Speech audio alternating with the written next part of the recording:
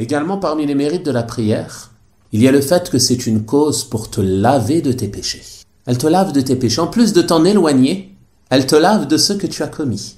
D'après Abu Huraira, radiyallahu ta'ala anhu, le prophète sallallahu alayhi wa sallam a dit: voyez-vous si l'un d'entre vous se lavait 5 fois par jour dans un fleuve coulant devant sa porte, pensez-vous qu'il resterait sur lui la moindre souillure? Les compagnons radiyallahu ta'ala anhum répondirent alors: il n'aurait sur lui plus aucune souillure. Celui qui se lave 5 fois par jour, qui prendrait 5 bains par jour, il n'aurait plus sur lui aucune souillure. Le prophète sallallahu alayhi wa sallam dit alors: tel est l'exemple des 5 prières quotidiennes.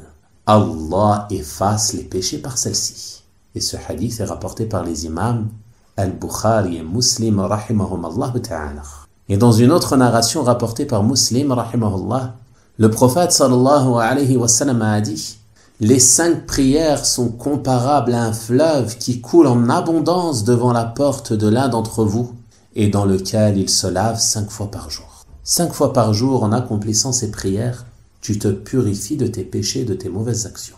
Et l'imam Muslim rahimahullah ta'ala rapporte un autre hadith d'après Abi Huraira radiyallahu ta'ala anhu, qui rapporte que le prophète sallallahu alayhi wa sallam a dit: les 5 prières quotidiennes, la prière du vendredi à l'autre, le jeûne du mois de Ramadan à l'autre, expient ce qui est commis entre eux, à condition de s'écarter des grands péchés.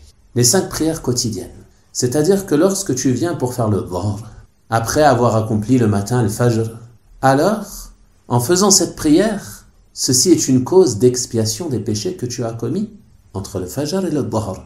Puis ensuite tu vas faire l'asr, celle-ci est une cause d'expiation des péchés que tu as commis entre dhuhr et asr, et ainsi de suite avec les autres prières. Puis ensuite la prière du vendredi à l'autre viendra expier les péchés commis durant la semaine. Puis le jeûne du mois de Ramadan à l'autre viendra expier les péchés commis durant l'année, et ainsi de suite. Et tout ceci fait partie de la grâce d'Allah subhanahu wa ta'ala envers ses serviteurs. Toutefois, médite bien sur la condition que le prophète sallallahu alayhi wa sallam a mentionnée dans ce hadith, à condition de s'écarter des grands péchés. C'est-à-dire que cette expiation mentionnée dans ce hadith n'en profite que celui qui s'écarte des grands péchés. Quant à celui qui persiste sur les grands péchés, qui commet quotidiennement des grands péchés, ne les délaisse pas et ne s'en repent pas, alors celui-ci ne profite pas de cette expiation, Allah al-Musta'an.